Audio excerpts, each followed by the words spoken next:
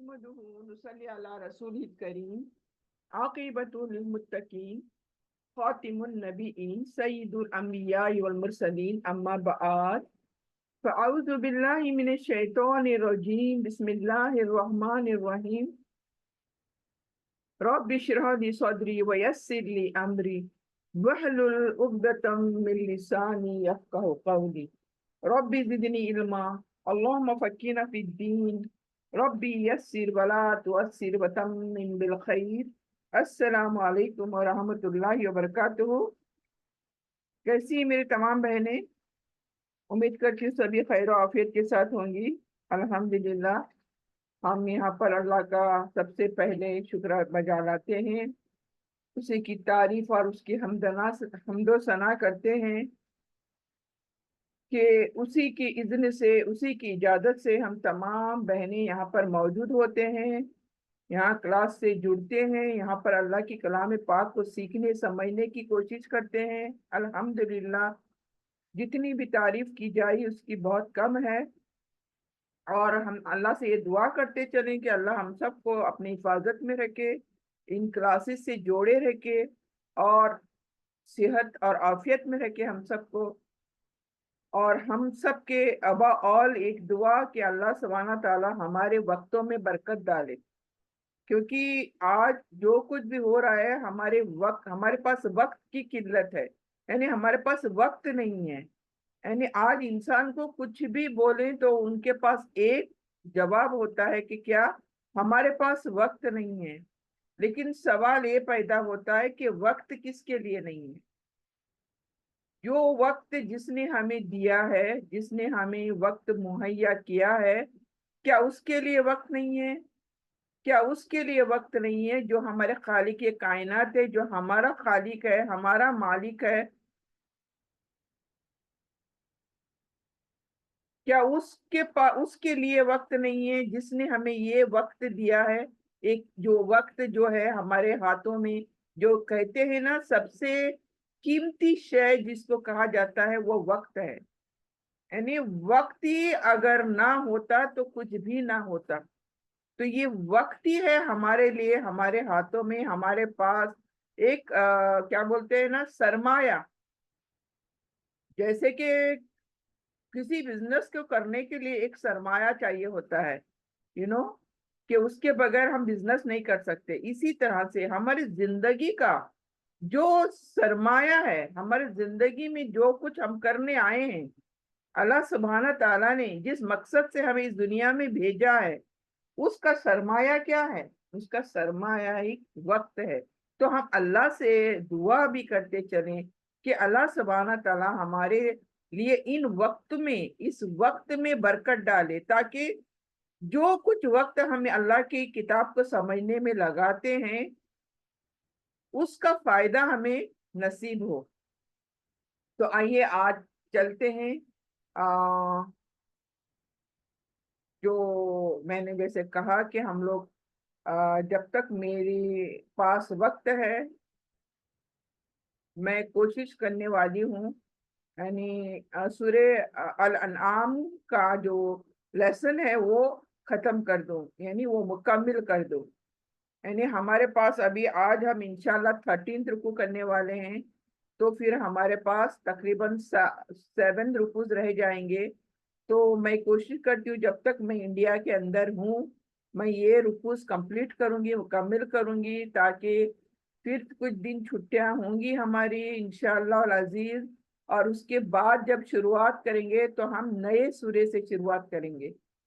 तो मेरी पूरी कोशिश है और आपका ताउन मुझे सख्त जरूरत है, आपकी कोऑपरेशन की मुझे सख्त जरूरत है। तो आप प्लीज कोऑपरेट करें। और इन दिनों में हम इस सूरे का जो अ, हमने जो नियत की हुई है, तो वो नियत हमारी पूरी हो कि हम ये चैप्टर को कंप्लीट करें, मुकम्मिल करें इंशाअल्लाह वल अज़ीज़। तो आइए चलते हैं, आज हम एक नया रुकू लेकर चलते हैं। 13th रुकू है, 12th हो चुका है। तो मैं यहाँ पर शुरुआत करूंगी तिलावत के साथ। اعوذ باللہ من الشیطان الرجیم، بسم اللہ الرحمن الرحیم، بدیع السماوات والارض أَنَّى يَكُونُ لَهُ وَلَدٌ وَلَمْ تَكُنْ لَهُ صَاحِبَةٌ وَخَلَقَ كُلَّ شَيْءٍ وَهُوَ بِكُلِّ شَيْءٍ عَلِيمٌ ذَلِكُمُ اللَّهُ رَبُّكُمْ لَا إِلَهَ إِلَّا هُوَ خالق كل شيء فاعبدوه وهو على كل شيء وكيل۔ صدق اللہ العظیم۔ تو آج ہم 101 آیت سے دیکھنے کی کوشش کریں گے۔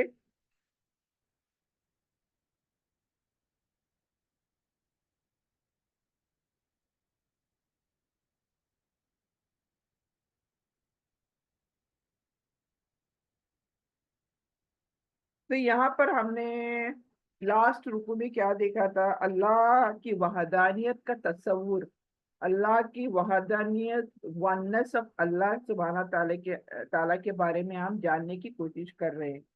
اب تک کلاس میں ہمیں یہی دیکھا تھا کہ کس طرح سے اللہ اپنی وحدانیت کو طرح طرح سے مثالیں دے کر ہمیں کلیئرلی سمجھانے کی کوشش کر رہا ہے اللہ تعالیٰ، اور کس طرح سے اللہ ہمیں بتا رہا ہے، اپنی نعمتیں گنوا رہا ہے۔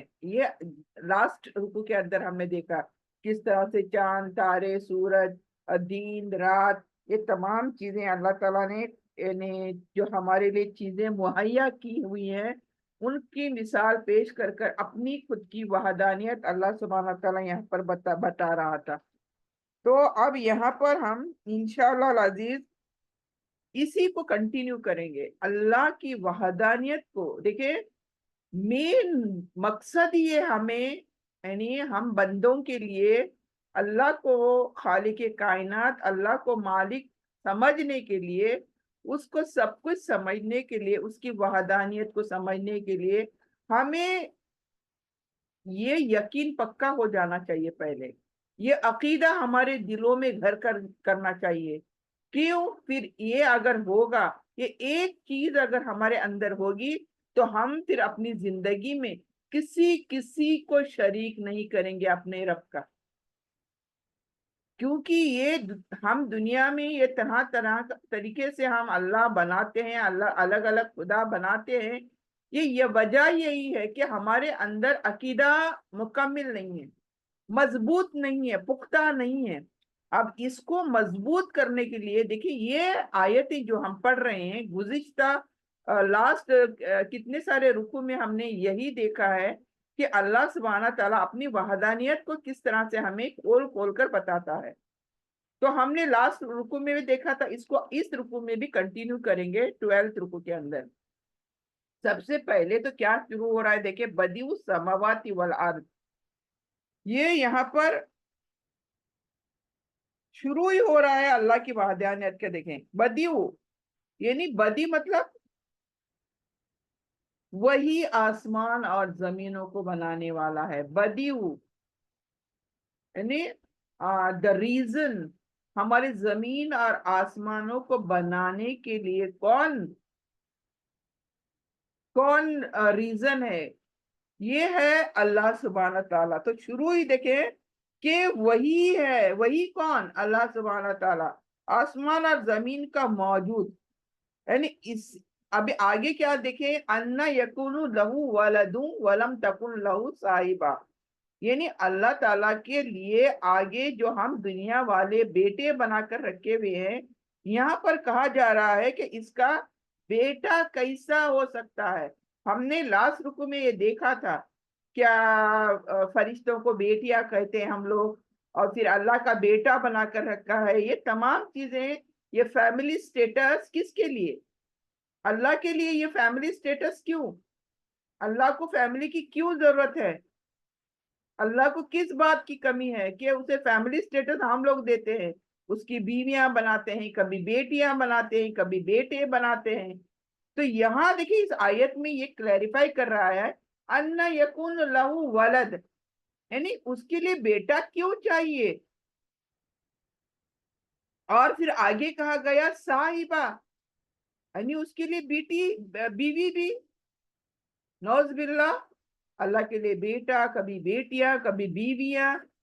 یہ تمام چیزیں تو اللہ نے ہمارے لیے دی ہے نا، ان کے لیے کیوں، ہم کیوں اللہ کے لیے قرار دے رہے ہیں یہ سب.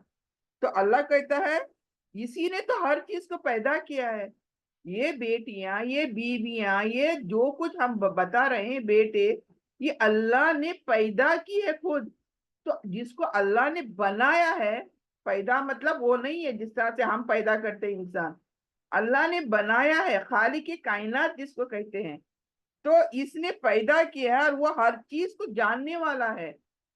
آگے کیا کہا گیا دیکھیں، وَخَلَقَ كُلِّ شَيْءٍ، اور وَهُوَ بِكُلِّ شَيْءٍ عَلِيمٌ، وہ ہر چیز کو پیدا کرنے والا ہے، وہ ہر چیز کے بارے میں جاننے والا ہے. تو یہ آیت دیکھیں ہمیں کانسیپٹ آف اللہ کتنا کلیئر بتاتا ہے. دیکھیں یعنی اللہ تعالیٰ نے آسمان اور زمین کو پہلی بار بغیر کسی مثال کے پیدا کیا. دیکھیں ایک چیز ہم دنیا میں کوئی بھی رہنے دو، بڑے سے بڑا سائنٹسٹ ہونے دو، کوئی بھی ہونے دو، جو کچھ کریٹ کرتا ہے وہ اللہ نے دی ہوئی چیزوں سے کریٹ کرتا ہے. رائٹ؟ دنیا میں جو کچھ ہم انوینٹ کرتے ہیں، جو کچھ بھی ہماری میکنگ ہوتی ہے دنیا میں، چاہے جو بھی نام لے لو آپ، لیکن وہ کس چیز سے بناتے ہیں ہم؟ اللہ نے جو ہمیں دی ہوئی ہے چیز، اللہ نے آلریڈی جو چیز پیدا کری ہے، انہی کے سہارے ہم چیزوں کو انوینٹ کرتے ہیں، بناتے ہیں. جو بھی ہے، مشینریز ہونے دو، کچھ بھی ہونے دو. لیکن اللہ سبحانہ تعالیٰ نے یہ جو کائنات ہم دیکھ رہے ہیں پوری، کچھ تو دیکھ رہے ہیں، کچھ ہمارے نظروں سے اوجھل ہے، یعنی every thing we can't see at one glance. تو یہاں پر اللہ کہتا ہے یہ جو بھی چیز میں نے پیدا کیا ہوں، اس میں کوئی مثال ہی نہیں تھی. یعنی اللہ نے کسی مثال کو دیکھ کر یہ کائنات نہیں بنائی.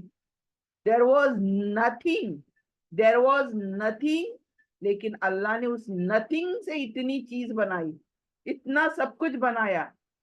یہ ہمیں سمجھنے کی ضرورت ہے، یعنی اس سے پہلے کچھ بھی نہیں تھا، اللہ نے ان تمام چیزوں کو خود سے بنایا. رائٹ؟ کوئی اللہ تعالیٰ کو مثال نہیں ملی کہ میں ایسا بناؤں گا کچھ بھی. تو یہ اللہ کی یہاں پر وحدانیت یہاں پر کلیئرلی پتہ چلتی ہے. یعنی پھر اللہ کے بارے میں جو لوگ یہ کہتے ہیں کہ اس کا کوئی بیٹا ہے، جیسے مشرکین کہتے ہیں نا، اہل کتاب بھی کہتے ہیں، یہ دعویٰ کرتے ہیں اللہ کا بیٹا، جیسے عیسیٰ علیہ السلام کو اللہ کا بیٹا بنا دیا. تو اللہ خود فرماتا ہے اس کا بیٹا کیسے ہو سکتا ہے، یہ سرپرائز.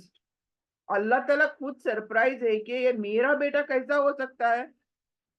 تو اللہ خود فرماتا ہے کہ اس کا بیٹا کیسا ہو سکتا ہے، کیونکہ نہ تو اس کی کوئی بیوی ہے، اور نہ ہی اس کی کوئی اولاد ہے، اور نہ ہی اسے اولاد کی کوئی ضرورت بھی ہے. اللہ کو اولاد کی ضرورت کیوں ہے؟ اللہ کو بیویاں کیوں چاہیے؟ یہ تو ہماری ضرورت ہے نا. یہ تمام بیویاں، شوہر، اولاد، یہ بچے، یہ تمام چیزیں یہ ہم انسانوں کی ضرورت ہے، اللہ کی ضرورت تو نہیں ہے نا. تو انسانوں کے یہاں تو کیا ہے، بیوی کے بغیر بچہ پیدا ہی نہیں ہوتا. تو بیوی کس کو چاہیے؟ انسانوں کو چاہیے. تو مگر اللہ تعالیٰ ایسی چیزوں سے پاک ہے، یعنی یہ تمام فیملی سٹیٹس اللہ کو نہیں چاہیے. اللہ is clear from all these things.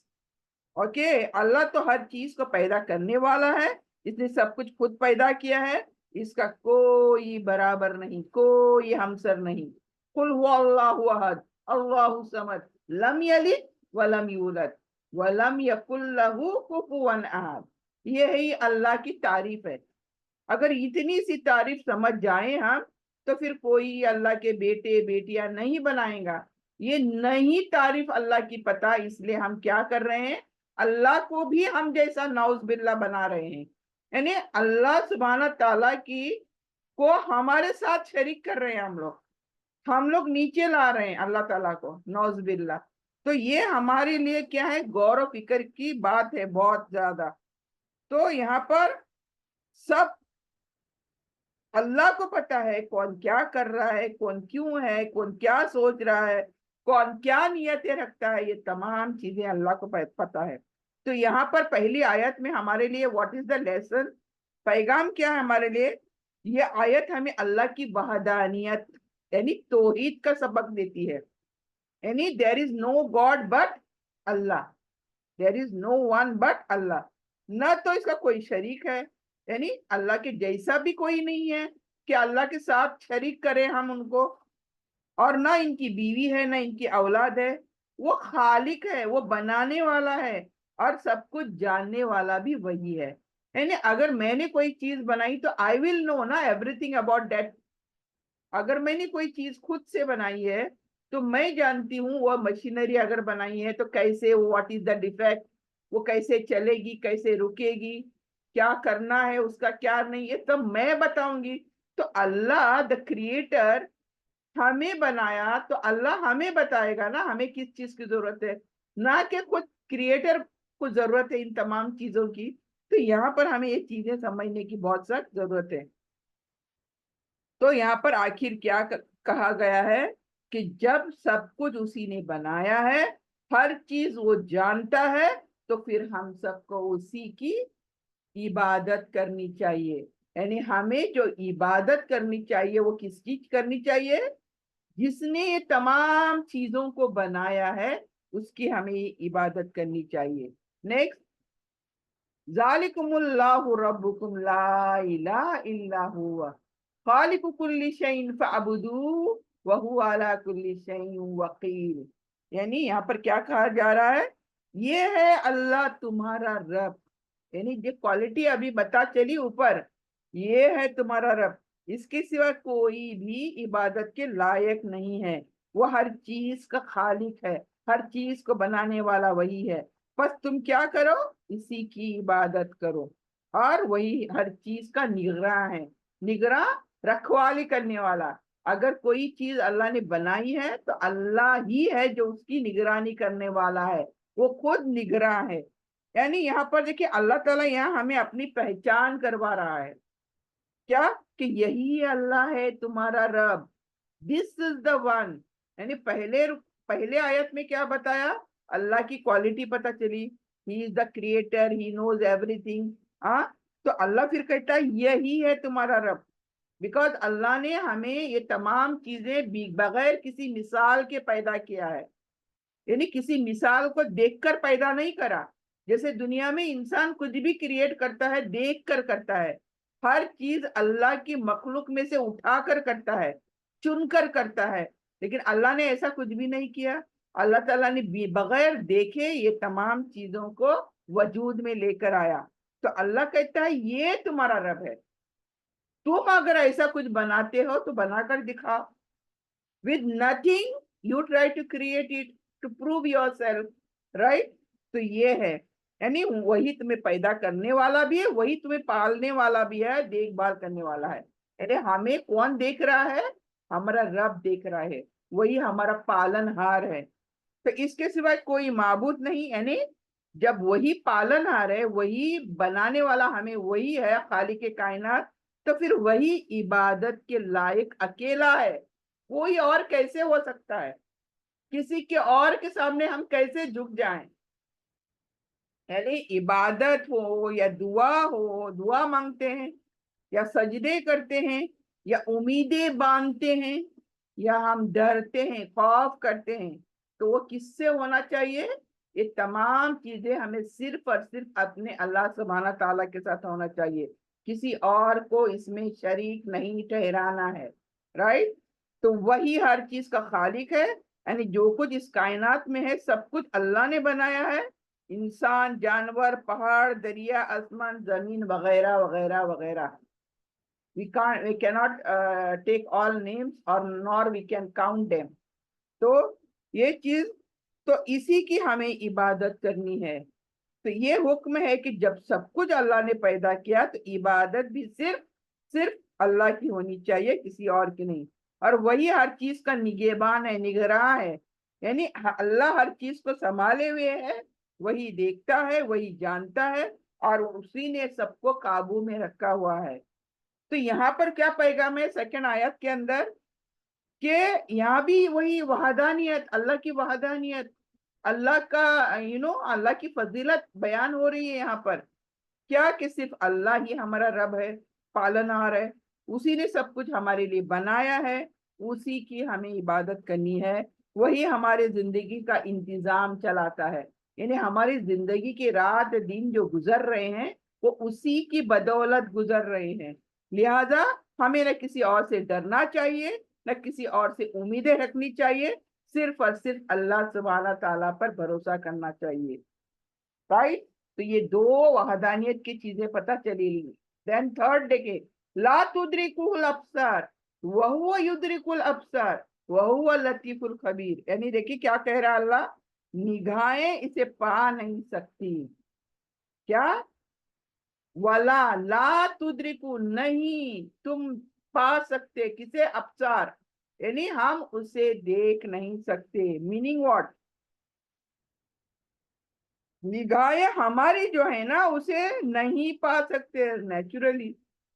دنیا میں جتنی بھی اللہ نے چیزیں کریٹ کرے ہیں، اگر ان کی آنکھیں ہیں تو کوئی ایک آنکھ بھی نہیں ہے دنیا کے اندر جو اللہ کو دیکھے، ہماری قابلیت ہی نہیں ہے اللہ کو دیکھنے کی، ہمارے آنکھوں کو اللہ نے وہ قوت ہی نہیں بخشی ہے کہ وہ اللہ کو، اپنے رب کو دیکھے، اسی لیے یہاں پر کیا کہا جا رہا ہے، نگاہیں اسے پا نہیں سکتی، یعنی دیکھ نہیں سکتی، اور وہ سب نگاہوں کو پا لیتا ہے، لیکن اللہ سبحانہ تعالیٰ، دیکھیں ہم کسی چیز کو دیکھتے ہیں تو ایک بار میں ایک ہی چیز دیکھتے ہیں، پھر آزو بازو دیکھنے کو نہیں ہوتا، رائٹ؟ ذرا غور کریں اس بات پر، ایک وقت میں ہم صرف ایک چیز کو دیکھتے ہیں اور ایک چیز پر دھیان دیتے ہیں، جبکہ اسی کو الٹا کرو، ابھی ہمارے اللہ سبحانہ تعالیٰ کی وحدانیت پر غور کرو، اللہ سبحانہ تعالیٰ ایک نظر میں، اپنی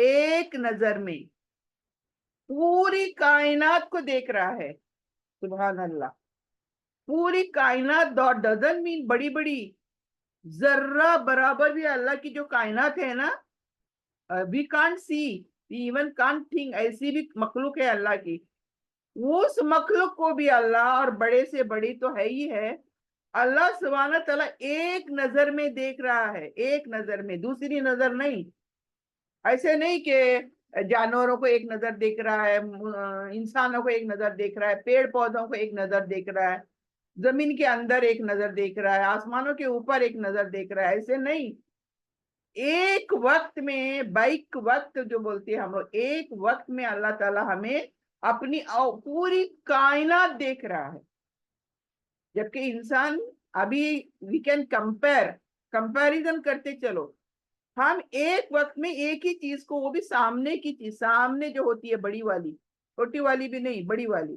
اس کو ایک کو دیکھتے ہیں ایک وقت میں، اور اسی کو دیکھتے رہتے ہیں بس، لیکن دوسری چیز کو دیکھنے کو دوسرا ٹائم چاہیے، اور پھر نظر ہٹانی چاہیے وہاں سے، تو یہ کمپیریزن ہے ہمارے بیچ اور خالق کائنات کے بیچ۔ تو یہ وحدانیت کے بارے میں دیکھیں ہمارا دل میں کتنا وہ ہوتا ہے، دیکھیں جگہ بنتی ہے اللہ سبحانہ تعالیٰ کی وحدانیت کے لیے، یعنی نگاہیں اسے نہیں پا سکتی، کوئی انسان، جن ہونے دو، فرشتہ ہونے دو، اللہ کو اپنے آنکھوں سے نہیں دیکھ سکتا، اللہ کی ذات اتنی عظیم ہے، اتنی بلند ہے کہ ہماری آنکھیں اور سمجھ سے کیا مکمل طور پر ہم نہ دیکھ سکتے نہ سمجھ سکتے، ہم تصور بھی نہیں کر سکتے کہ ہم اللہ کی چیزوں کو، اللہ کو چھوڑو، اللہ کی کائنات بھی کہاں دیکھی ہے ہم نے، ہم نہیں، ہمارے نظروں سے اوجھل ہے تمام چیزیں، ہم صرف اللہ تعالیٰ نے جتنی ایبیلٹی بخشی ہے ہمارے آنکھوں کو، بصیرت جتنی دی ہے، اتنا ہی دیکھ پاتے ہیں ہم، اور اس کے آگے کا دیکھ نہیں پاتے ہم، کوئی راستہ ہونے دو، راہ چلتے کتنے کلومیٹر دیکھ سکتے ہیں ہم، تو دیٹ از دا لمٹ، تو ایوری تھنگ اس دنیا کے اندر لمٹ ہے، اللہ نے حد لگا دی ہے ہر چیز کے لیے، لیکن اللہ تعالیٰ کے پاس خود کے لیے حد نہیں ہے کوئی بھی. تو اللہ کچھ بھی دیکھ سکتا ہے, کچھ بھی سوچ سکتا ہے ایک ہی بار میں, اور وہ سب نگاہوں کو پا لیتا ہے. مطلب ہر چیز وہ دیکھ رہا ہے, ہر نظر, ہر دل کا حال وہ دیکھ رہا ہے, ہر نیت, ہر چیز اللہ کے علم میں ہے. ہمارے دلوں میں وہ لہر بھی اٹھتی ہے نا کسی چیز کی, ہم نہیں جانتے لیکن اللہ جانتا ہے. یہ اللہ کی وحدانیت دیکھیں یہاں پر. ہم کسی کو چھپا نہیں سکتے لیکن اللہ سے کچھ چھپ نہیں سکتا. نہ ہم خود چھپا سکتے ہیں اللہ سے اپنے, اور اللہ سے بھی کوئی چیز چھپ نہیں سکتی. وہی لطیف ہے. کیا آیا ہے وہاں پر؟ لطیف الخبیر. وہی لطیف ہے. لطیف کا مطلب باریک سے باریک چیزوں کو جانتا ہے وہ, یعنی نرمی اور رحمت والا ہے وہ, اور پوشیدہ چیزوں کو بھی جاننے والا وہی ہے. یعنی اتنا وہ لطیف الخبیر ہے. خبیر یعنی ہر بات اسے مکمل طور پر جانتا ہے وہ, ہر بات. تو یہ چیز دیکھیں, وہ ظاہری بھی چیزوں کو جانتا ہے اور چھپی ہوئی چیزوں کو بھی جانتا ہے. اس لیے اس کی جو دو صفت ہیں وہ ہے لطیف اور خبیر. لطیف بہت باریکی سے دیکھنے والا, اور خبیر خوب خبر رکھنے والا. تو پیغام کیا ہے ہمیں اس میں؟ کہ اللہ کو ہماری آنکھیں نہیں دیکھ سکتی لیکن وہ ہمیں دیکھ رہا ہے. نمبر 2, ہمیں ہمیشہ یہ یاد رکھنا چاہیے کہ اللہ ہماری ہر بات پر, ہر عمل پر, ہر نیت سے واقف ہے. یعنی اللہ سے کچھ بھی ہمارے لیے, ہمارے اندر کا رہنے دو, باہر کا رہنے دو, چھپا نہیں ہے. کچھ بھی چھپا ہوا نہیں ہے. ہمیں اللہ سے ڈرنا چاہیے. تو دس از دا پوائنٹ. ہم کچھ بھی چھپا نہیں سکتے, مطلب ہم غلط سوچ بھی نہیں سکتے, غلط دل میں نیتیں بھی نہیں بنا سکتے, کوئی غلط جگہ دے ہی نہیں سکتے دلوں کے اندر ہم. کیوں؟ اللہ دیکھ رہا ہے. اور دیکھ رہا ہے مینس واٹ؟ حساب کر رہا ہے, نوٹ ڈاؤن کر کیا جا رہا ہے ہر چیز کا. تو یہ چیز ہمیں سمجھنا چاہیے کیونکہ وہ سب کچھ جانتا ہے, اور وہی سب سے زیادہ رحم کرنے والا بھی ہے. تو آگے چلتے ہیں. 104, قد جاءکم بصائر من ربکم فمن ابصر فلنفسہ ومن عمی فعلیہا وما انا علیکم بحفیظ. یعنی یہاں پر کیا کہا جا رہا ہے؟ تمہارے پاس تمہارے رب کی طرف سے بصیرت کی باتیں آ چکی ہیں. بصیرت کے مطلب یہ آنکھوں والی بصیرت نہیں, سمجھ کی بصیرت. دو آنکھیں ہوتی ہیں, ایک جو ہمارے دنیا میں یہ نظر جو آ رہی ہے ہماری فزیکلی آنکھ جو ہے, اس کی بصیرت نہیں, سمجھ کی بصیرت. یہاں پر اللہ کیا کہہ رہا ہے اس آیت کے اندر؟ کہ جاکم, آ گئی تمہارے پاس بصائر من ربکم, یعنی تمہارے پاس رب کی طرف سے بصیرت آ چکی ہے, اللہ کی بصیرت والی باتیں آ چکی ہیں. اب جو دیکھے گا, یعنی اللہ نے جو کہا ہے اپنی کتابوں میں, جو بھی اس کو دیکھے گا, جو بھی اس کو سمجھے گا, وہ اپنی فائدے کے لیے دیکھے گا. یعنی جو کچھ بھی قرآن میں وہ پڑھے گا, ابھی آیتیں جو بھی پڑھ رہا ہے, اس میں اس کا خود کا فائدہ ہوگا. اگر دیکھے گا, سمجھے گا تو فائدہ اٹھائے گا, دیکھے گا ہی نہیں, سمجھے گا ہی نہیں, تو فائدہ کہاں سے اٹھائے گا؟ تو یہ ویری امپورٹنٹ چیز ہے جو ہے جو یہاں پر. اور جو اندھا بنے گا, نہ سمجھے گا, یعنی ایسا کرے گا دیکھ کر بھی دیکھے جیسا نہیں, مطلب میں دیکھا نہیں, میں پڑھا نہیں.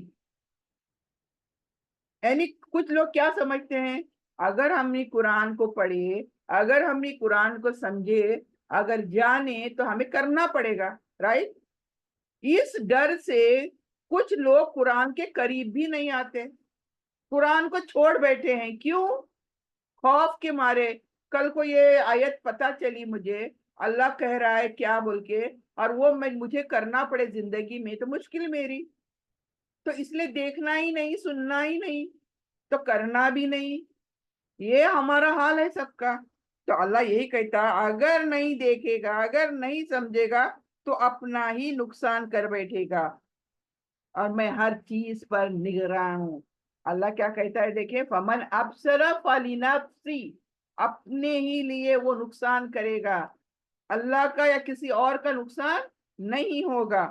یعنی تمہارے پاس بصیرت کی باتیں آ چکی، پہلا اللہ کہتا ہے، یعنی اللہ نے قرآن نبی صلی اللہ علیہ وسلم اور حق کی باتیں ہمارے تک پہنچا دی، یعنی نبی صلی اللہ علیہ وسلم کے تھرو وہی بھیج کر ہم تک پیغام پہنچا دیا اللہ تعالیٰ نے۔ تو یہ وہ تعلیمیات ہیں جو ہمیں سچ اور جھوٹ، صحیح اور غلط میں فرق دکھاتی ہیں۔ یعنی دنیا میں جو بھی سچ ہے وہ بتاتی ہیں یہ آیتیں، اور جھوٹ کیا ہے وہ بھی بتاتی ہیں یہ آیتیں۔ اوکے، تو یہ تمہیں اندھیرے سے روشنی میں لے کر آتی ہیں۔ یعنی یہ باتیں جتنی اللہ نے قرآن میں بتائی ہیں اپنے کتابوں میں، یہ تمام ہمیں اندھیروں سے اٹھا کر روشنی میں لے کر آتی ہیں۔ یہ ہیں بصیرت کی آنکھیں۔ یہ اللہ تعالیٰ کہتا ہے ابھی شروعات میں یہاں کر کہ بصائر من ربکم، تمہارے لیے دیکھنے والی بصیرت آ چکی ہے، آنکھوں کی نہیں۔ تو یہ علم کی بصیرت، جو دیکھے گا وہ اپنا فائدہ اس میں دیکھ لے گا، یعنی جو ان باتوں کو مانے گا، ان پر عمل کرے گا، وہ خود فائدہ اٹھائے گا، دنیا میں بھی اور اس کا آخرت میں بھی فائدہ ہوگا۔ اور جو اندھا بن کر رہے گا زندگی بھر، جان بوجھ کر حق کو نہیں مانے گا، انکار کرتے رہے گا یا غفلت کرے گا، یا خود ہی اپنی بربادی کا یہ ذمہ دار ہوگا، کوئی اور ذمہ دار نہیں ہوگا، وہ خود ذمہ دار ہوگا۔ وہ کل کو جا کر اللہ سے نہیں کہے گا کہ فلاں کی وجہ سے میں جاہل رہا، مجھے علم نہیں ملا، فلاں کی وجہ سے، یا کبھی ماں کی وجہ سے، کبھی باپ کی وجہ سے، کبھی بھائیوں کی وجہ سے، کبھی معاشرے کی وجہ سے نہیں کہہ سکے گا۔ وہ خود ذمہ دار ہوگا کہ اس نے اپنی آنکھیں بند کر رکھی تھی۔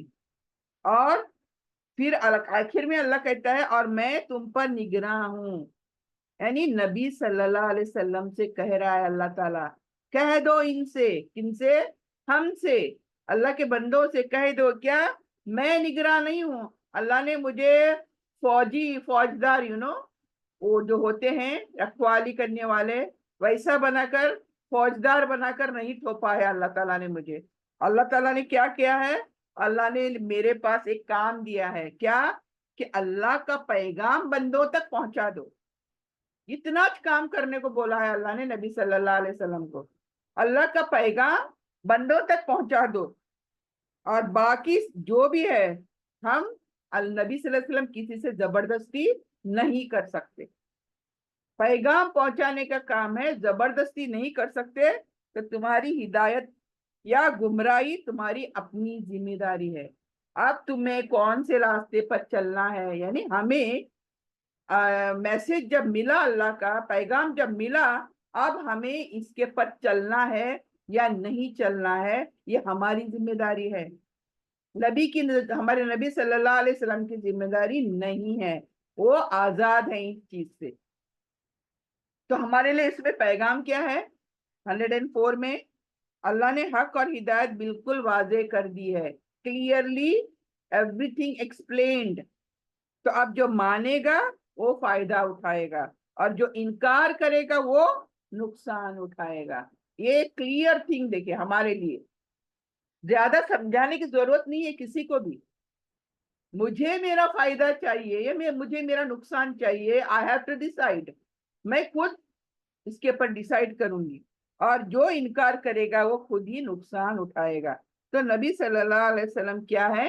صرف ہدایت پہنچانے والے ہیں، حساب کتاب کا معاملہ کیا ہے؟ اللہ کے ہاتھ میں ہے۔ یعنی وہ بندہ کیا کرتا ہے، ایمان لاتا ہے نہیں لاتا ہے، عمل کرتا ہے نہیں کرتا ہے، ہر چیز اللہ تعالیٰ خود دیکھ لے گا۔ نبی صلی اللہ علیہ وسلم نہیں پوچھے جائیں گے بالکل بھی کہ تمہارے بندے کیوں نہیں چلے اس پر، اس صحیح راستے کو دیکھ کر کیوں نہیں چلے۔ نبی صلی اللہ علیہ وسلم یہ کوئی اور دنیا میں پوچھا نہیں جائے گا، بلکہ وہ خود اللہ سبحانہ تعالیٰ کے سامنے تنہے تنہا کھڑا ہو کر جواب دے گا اپنے تمام اعمال کے لیے۔ 105 وَكَذَلِكَ نُصَرِّفُ الْآيَاتِ وَلِيَقُولُوا دَرَسْتَ لِنُبَيِّنَهُ لِقَوْمٍ يَعْلَمُونَ۔ یعنی یہاں پر اللہ کہہ رہا ہے اسی طرح ہم مختلف طریقوں سے اپنی آیتیں یعنی اپنی نشانیاں بیان کرتے ہیں تاکہ وہ کہیں کہ تم نے کہیں سے سیکھا ہے، اور تاکہ ہم اسے ان لوگوں کے لیے واضح کر دیں جو علم رکھتے ہیں۔ یعنی اسی طرح ہم آیات کو مختلف انداز میں بیان کرتے ہیں۔ اللہ تعالیٰ کی اگر قرآن جو کوئی بھی مطالعہ کرتا ہے، جو کوئی بھی اللہ تعالیٰ کے قرآن کو سمجھنے کی کوشش کرے گا، وہ ایک چیز ضرور دیکھے گا کہ اللہ بار بار ایک چیز کو طرح طرح سے سمجھا رہا ہے، ایک بار کہہ کے آگے نہیں چلا جا رہا ہے۔ ایک چیز کو سمجھانے کے لیے اللہ تعالیٰ مثالیں پہ مثالیں، مثالیں پر مثالیں پیش کر رہا ہے، تاکہ اللہ تعالیٰ چاہتا ہے کہ ہم اس کی بات کو سمجھیں، اور سمجھ ہی گئے تو پھر کیا ہے، یعنی ہمارا ہی فائدہ ہے نا، پھر سمجھ گئے تو اللہ ہمیں سمجھائے تک سمجھاتا ہے، مثالیں بیان کر کر کے سمجھاتا ہے۔ تو اللہ یہی کہتا ہے یہاں پر کہ میں الگ الگ طریقوں سے، مختلف طریقوں سے تمہیں سمجھا رہا ہوں میں۔ یعنی اللہ تعالیٰ قرآن کی باتیں، دلائلیں، نشانیاں بار بار ریپیٹ کر رہا ہے، مختلف مثالوں کے ساتھ بیان کرتے ہیں تاکہ لوگ سمجھیں۔ تو main purpose, what is the purpose? ہم جب قرآن پڑھتے ہیں ہم نوٹس کریں گے، آپ بھی نوٹس کرو گے، ریپیٹ ہو رہی ہے بات، تو کبھی کبھی ہوتا ہے نا اتنا ریپیٹ کیوں ہو رہی ہے، لیکن یہ ہماری فطرت میں ہے۔ ہم انسان نا یہاں سے سنتے یہاں سے بھول جاتے۔ ہماری فطرت جو کریٹر ہے وہ جانتا ہے نا، اسی نے تو کریٹ کیا ہے۔ ہمارے ڈیفیکٹس، ہمارے ڈیفیکٹس کیا ہیں اللہ جانتا ہے، ہماری کمزوریاں کیا ہیں اللہ جانتا ہے۔ اللہ اسی لیے ہمیں اپنے بندوں کو سمجھانے کے لیے طریقے سے سمجھا رہا ہے، الگ الگ مثالوں سے سمجھا رہا ہے، کیا؟ تاکہ وہ مخالف لوگ کہیں کہ تم نے تو یہ سب کچھ سیکھا ہے۔ یعنی جو اپوزٹ لوگ ہیں، جو نہیں مانتے ہیں، جو انکاری ہیں، وہ کیا کہتے ہیں؟ تم نے تو یہ سیکھا ہے۔ یعنی کفار اور دشمن لوگ نبی صلی اللہ علیہ وسلم پر الزام لگاتے تھے، کیا الزام لگاتے تھے؟ کہ یہ سب باتیں آپ نے کسی انسان سے سیکھ لیے ہیں، یہ وحی وغیرہ کچھ بھی نہیں ہے، یہ آپ خود گھڑ رہے ہو۔ نعوذ باللہ، نعوذ باللہ۔ دیکھیں یہ نبی صلی اللہ علیہ وسلم کو اس طرح سے کفار مشرکہ یہ مکہ کے یہ تمام بولتے تھے کہ تم سن رہے ہو کہیں سے انسانوں سے سیکھ کر آ رہے ہو، یا کہیں فرشتوں سے سیکھ کر آ رہے ہو، اور ہمیں بتا رہے ہو یہ وحی وغیرہ کچھ نہیں ہے۔ تو اللہ بتا رہے ہیں کہ یہ ان کی ضد ہے، یہ ضد ان کی، یہ ان کی انکار، یعنی ان کے